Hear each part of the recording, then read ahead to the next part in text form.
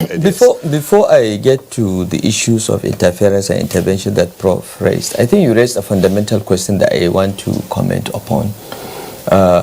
Why are there shouts of rigging of elections? I think my brother today tried to throw light on that. I mean, when a politician faces an election situation and he thinks he's likely to lose, he is quite likely to start crying wolf. Okay, it's normal. It's human, and it's political.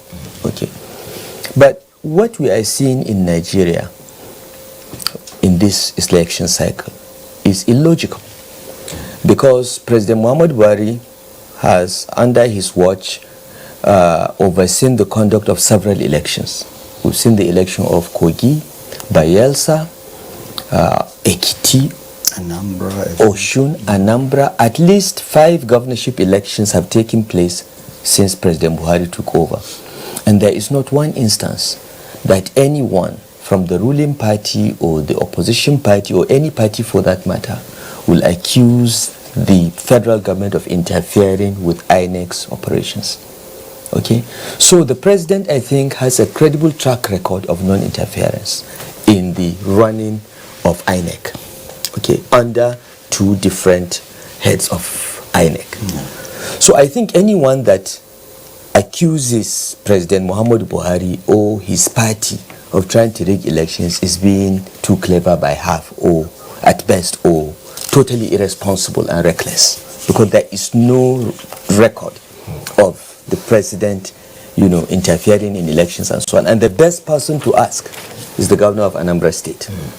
He will give that testimony where the president even intervened to change security chiefs when the governor complained that some security chiefs have been compromised. Okay, so the president has been trying. So I think, in the interest of Nigeria, in the public interest, we should stop being irresponsible and politicizing everything. Let's look at the record of this president and INEC. Secondly, I was quite visible in Oshun in the last election, and I know what happened in Ekiti. I was also in Edo, and what I have seen on the part of INEC is rapid improvement in their operations. Their logistical capabilities have improved.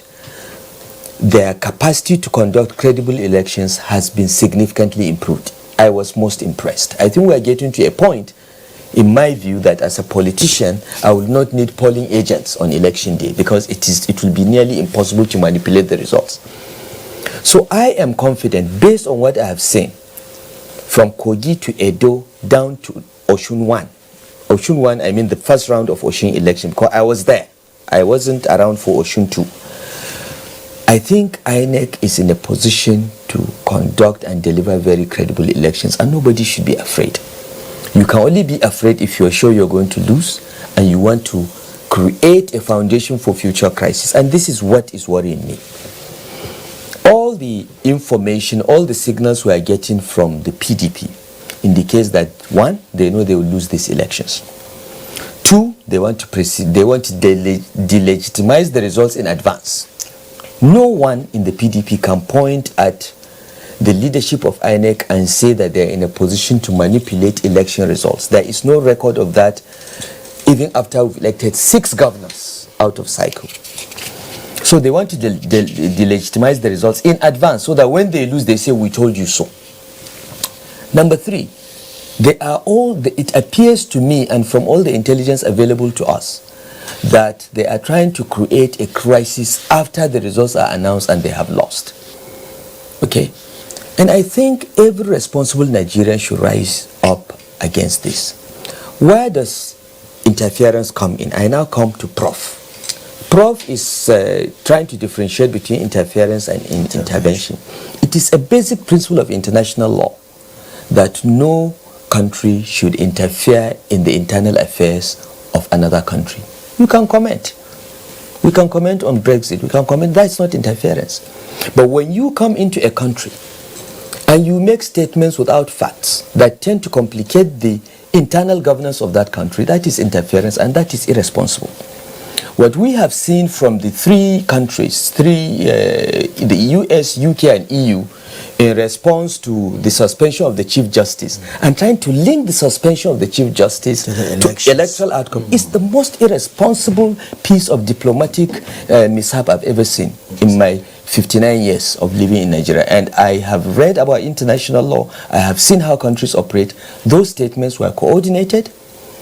They were based on no information at all, and they were most irresponsible. And I'm happy that the presidency responded to it.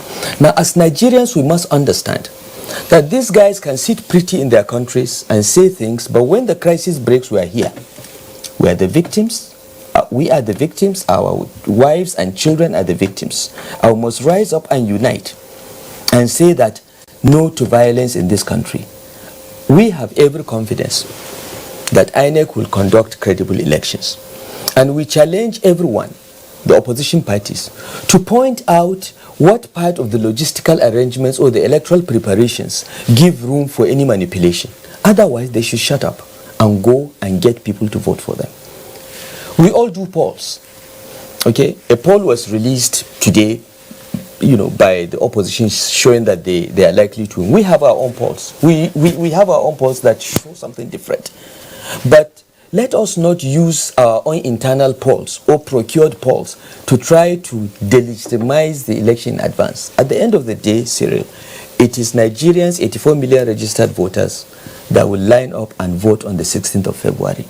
Let us wait for the results. And if the results are not what we expect them to be, there is a process to challenge them. We have election tribunals, challenge them. President Buhari did that 3 times. He never resorted to violence. He never called for violence. He went to the Supreme Court 3 times. Let these other parties that are not used to losing elections. We are used to losing elections. Those of us that came from opposition, we know the pain of losing elections. We know the pain of even elections being stolen from us. But we never resorted to violence. We went through the legal process. Even if it was unfair to us, we accepted the outcome. Let every Nigerian, let us all commit that we have a country, and we have institutions, and we should respect those institutions, allow them to work. If we have a suspicion that the security agencies are biased, as the governor of Anambra complained to the president, raise the flag. Let's give the authorities the opportunity to change them.